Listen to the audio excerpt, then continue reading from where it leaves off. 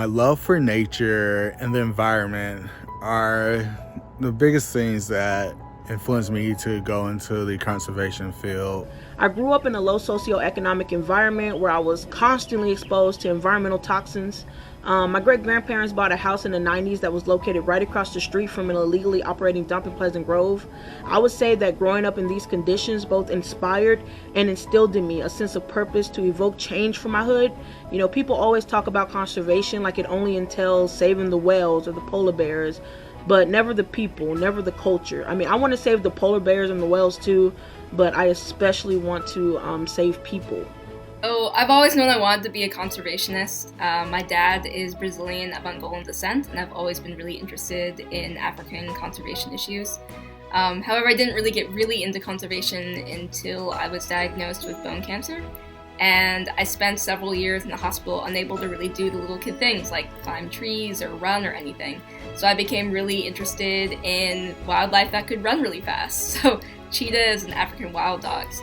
And it wasn't until I began college and started my field work in Kenya that I really understood that cheetahs and wild dogs were actually running a race against extinction, and that they weren't going to be able to win it without our help and without being able to work effectively with the communities that coexist with them. So I grew up in Queens, New York, and I was always running around chasing cockroaches and squirrels and cicadas. I would come to the dinner table with cicadas all over my shirt. My mom would hate it.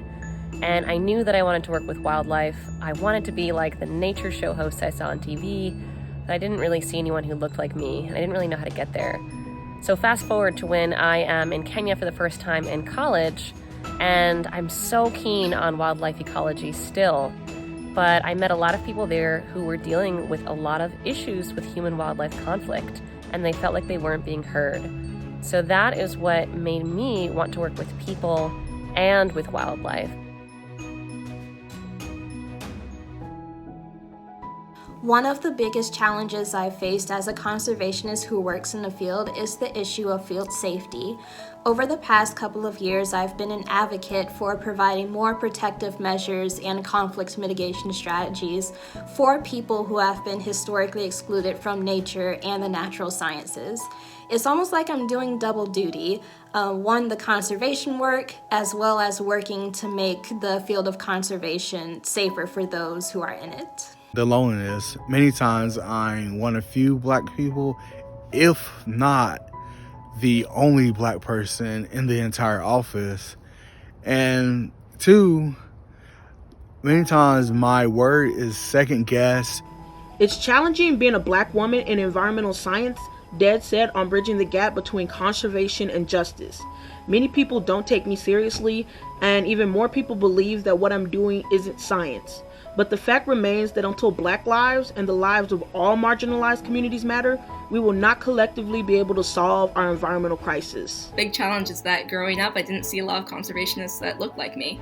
And that became a major driver that if I wanted to be a conservationist, I wanted to be in this field.